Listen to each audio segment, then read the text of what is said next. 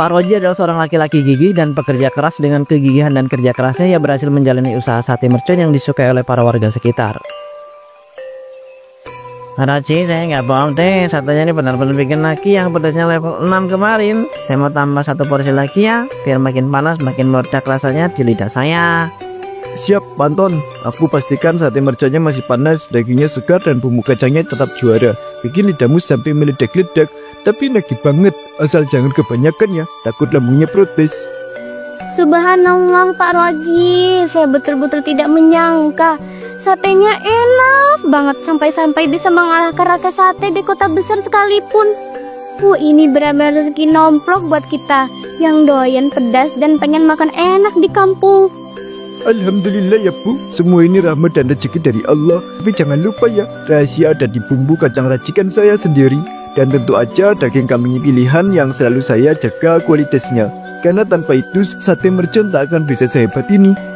Keberhasilan usaha Pak Roji bukan hanya mengubah nasibnya sendiri, tapi juga membawa berkah bagi keluarga.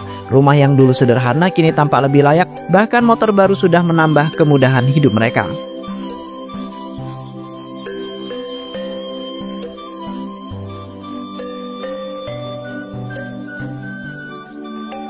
Istriku sayang, alhamdulillah ya, hasil dagang laris manis. Bersihnya saja sudah mencapai Rp500.000 lebih. Itu belum termasuk rezeki dari para pembeli yang biasanya beli sate lagi. Semoga ini jadi awal keberkahan yang terus mengalir untuk keluarga kecil kita. Syukuri setiap rezeki yang Allah titipkan kepada kita, Kang. Tapi ingat, jangan sampai kesuksesan ini membuat kita lupa diri, menjadi sombong, atau lalai padanya. Rezeki itu titipan, kapan saja bisa diambil kembali. Jadi, kita harus tetap rendah hati dan selalu berdoa agar segala usaha kita diberkahi dan diberi jalan yang lurus. Hehe, iya istriku, aku tahu itu. Aku yakin Allah sayang sama kita. Selama ini kita usaha dengan cara yang halal dan jujur. Insya Allah Dia akan selalu melindungi dan menuntun kita. Aku cuma ingin terus membahagiakan keluarga dan membangun usaha ini dengan benar. Tapi siapa sangka di tengah kebahagiaan yang sedang dirasakan, Allah memberikan ujian berat yang menguji kesabaran dan keteguhan Pak Roji. Malam sunyi itu menjadi saksi bisu atas datangnya musibah.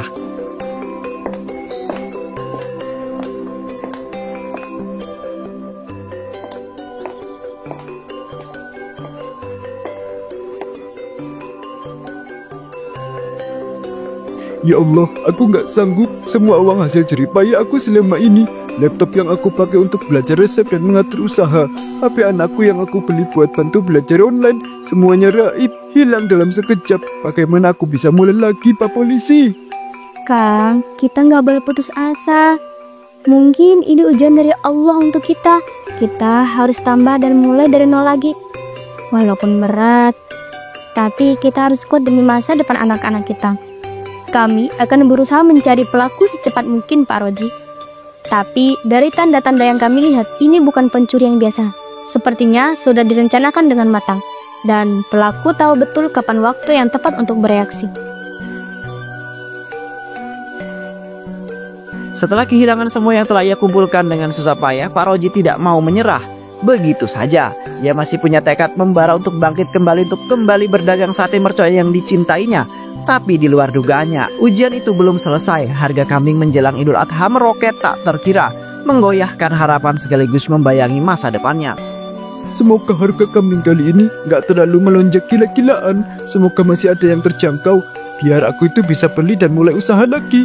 Tapi kalau mahal, apa aku harus menyerah begitu saja ya? Apa ini memang jalan yang harus aku tempuh? Bu, aku itu mau tanya, kambing jantan yang masih segar dan sehat 1 ekor berapa harganya sekarang ya Bu? Pak, kalau ngomong harga kambing sekarang jangan kaget ya. Menjelang Idul Adha seperti ini, kambing itu jadi langka dan harganya melejit. Aku kasih harga khusus buat Bapak, cuma 5 juta per ekor.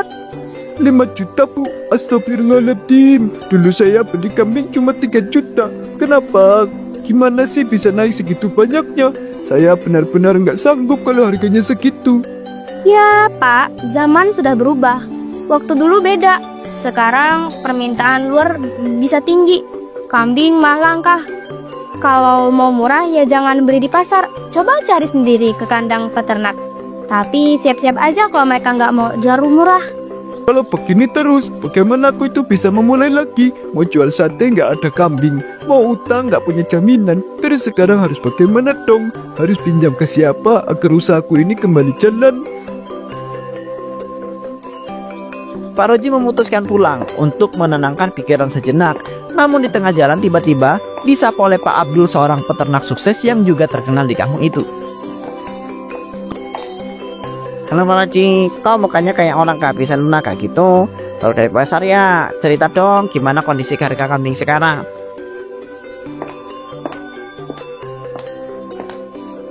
Iya Pak Abdul, aku memang baru dari pasar. Rencana mau beli kambing buat usaha sate lagi. Tapi harganya ya Allah, naiknya nggak masuk akal. 5 juta 1 ekor. Dulu 3 juta aja aku masih sanggup. Sekarang gimana aku bisa mulai lagi? Mana namanya juga masih musim kurban. Semua orang itu butuh kambing, tapi kambing nggak cukup. Aku juga bingung, pesanan banyak tapi kambing yang siap dikurbankan terbatas. Jadi harganya pasti naik drastis. Pak Abdul, kamu masih punya kambing banyak ya? Aku lihat kemarin yang kamu gembalain ke padang rumput itu lumayan banyak.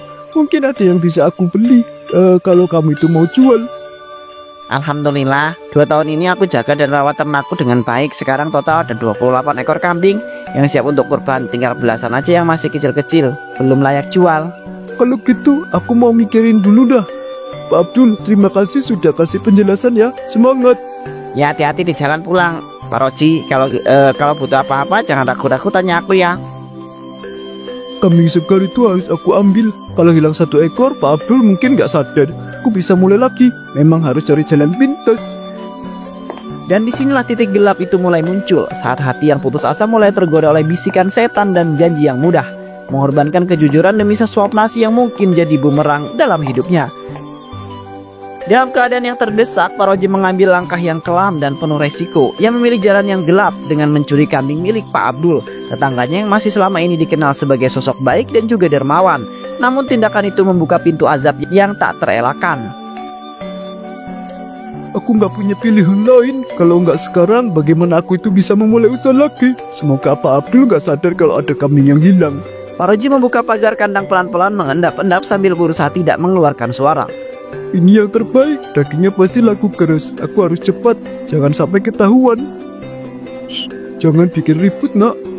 Aku cuma mau ambil kamu supaya aku itu bisa terus cari rezeki, bukan buat menyakiti siapa-siapa. Cewek tuh, nanti jangan ganggu ternakku. Pak Roji panik tergesa-gesa mengangkat kambing itu dan berlari keluar dari kandang. Astagfirullahaladzim, semoga aku itu selamat. Aku nggak salah, aku cuma mau bertahan hidup.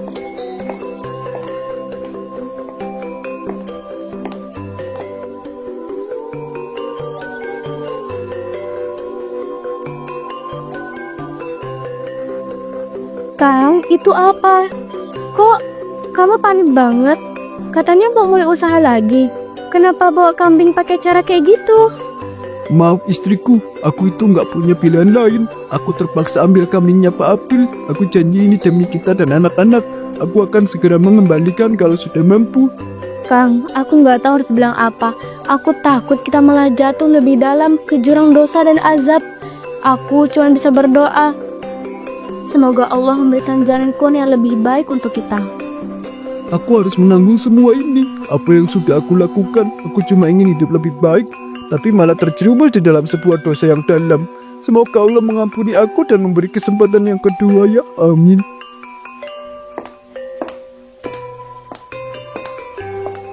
Pak Roji lalu menyembelih dan mengolah kambing curian itu untuk dijual besok. Bismillahirrahmanirrahim ya Allah. Ampunilah aku tahu ini salah. Tapi demi anak istriku kelaparan, aku tak punya pilihan lain. Maafkan aku ya Pak Abdul, ini bukan untukku tapi untuk bertahan hidup. Yang penting sekarang kita itu bisa mulai lagi. Rezeki ini memang bisa datang lewat jalur tak terduga.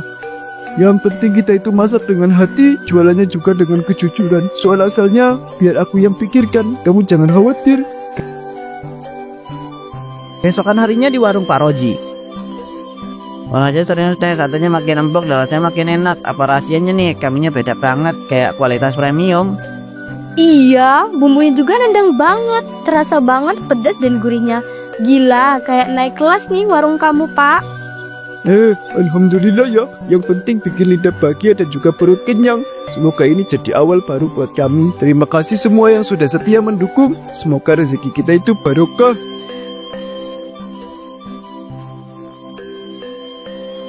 Usaha Pak Roji kembali menggeliat seperti fajar yang mulai muncul usai gelap malam panjang. Tapi di balik kebahagiaan yang merekah, tak ada yang tahu bahwa daging yang digunakan adalah buah dari tindakan yang kelam dan juga penuh dosa. Langit yang tak pernah tidur mulai mengintai dengan pandangan yang dingin. Kemarin aku hitung ada 28 ekor kambing, tapi sekarang cuma 27. Mana mungkin ada yang kabur begitu aja ya. Kalau gitu, yang kemarin itu berarti fix ada orang yang udah mencuri kambing ternak milikku. Ayah, tadi aku nemu jejak kaki yang aneh di belakang kandang. Sama tapak kambing yang kayaknya baru banget. Terus ada tali yang putus juga di pagar belakang. Jangan-jangan kambingku ada yang dicuri orang. Ini bukan masalah kecil sih. Adil, ini soal kepercayaan dan keamanan kita di desa ini. Aku harus cari tahu siapa pelakunya. Pak Abdul mulai merasa ada yang tidak beres. Rasa curiga merambat dalam hatinya. Namun ia belum menyangka bahwa ia pengkhianat itu ada di sekitarnya, di balik wajah yang selama ini dikenal oleh dirinya. Lumayan, 2 hari dagang modal sudah mulai kembali. Semoga ini tanda awal yang baik buat kami. Aku harus jaga ritme ini supaya keluarga kita itu bisa makan enak dan anak-anak bisa sekolah dengan tenang. Kalau beli daging lagi di pasar, aku harus keluar uang banyak. Ini lagi-lagi masalah besar. Tapi kalau ambil 1 kambing lagi, aku tahu itu dosa besar. Tapi aku sudah terjebak di jalan ini. Aku harus ambil resiko. Aku juga nggak mau usaha ini berhenti lagi. Aku nggak mau kembali ke titik nol. Halo Pak Rozi, saya pesan 50 tusuk sate buat besok ya. Buat acara pengajian ibu-ibu kampung sini. Tolong dibantu ya, Pak. Ya Bu, siap banget. Insya Allah besok saya kirimkan yang terbaik. Daging tinggal seupil, besok harus masak 50 tusuk. Aku nggak boleh gagal lagi. Ini kesempatan yang terakhir. Pokoknya harus. Jika yang pertama karena keterpaksaan, maka yang kedua karena ketagihan. Pak Roji kembali untuk mencuri kambingnya Pak Abdul. Cuma 1 lagi, habis ini aku cukup. Aku harus tobat. Beneran ya Allah, tunjukkan jalanmu. Kenapa keras banget sekarang ya? Kayaknya ada yang mengawasi. Tapi aku harus berhasil demi keluargaku. Dengan susah payah, ia membuka pagar dan masuk ke kandang dengan hati-hati. Matanya menelusuri ke lampu malam mencari kambing. Tiba-tiba brak, jebakan yang dibuat oleh Pak Abdul mengenai kaki Pak Roji. Pak Roji pun terpental hingga ke angkasa.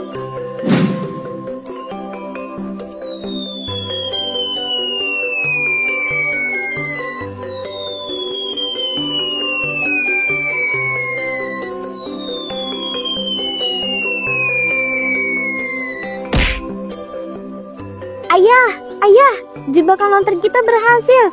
Ada kambing jatuh di tanah, tapi pencurinya hilang. Hilang? Maksudmu bagaimana nak? Kamu bilang ada jebakan aktif, tapi dia bisa hilang begitu saja.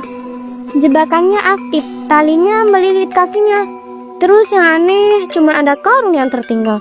Tali itu patah ke atas, seperti ada yang menelik dia ke langit. Aku nggak bohong ayah, ini kejadian aneh banget. Astagfirullahaladzim, semoga itu bukan Pak Roji. Hidup ini singkat, tapi pilihan yang kita ambil bisa membuat hidup itu teramat panjang dalam penderitaan. Satu dosa bisa menghancurkan segalanya. Nak, kamu udah makan hari ini? Walaupun ayahmu salah, bukan berarti kamu harus merasa bersalah juga. Jangan takut ya, kami semua tetap sayang sama kamu. Ya Allah, ampuni hambamu ini. Meski yang hilap, semoga engkau tetap maha pengampun. Ada saatnya manusia tergoda untuk berbuat buruk demi bertahan hidup. Tapi hidup bukan tentang bertahan dengan mencuri, melainkan bertahan dalam sebuah kejujuran.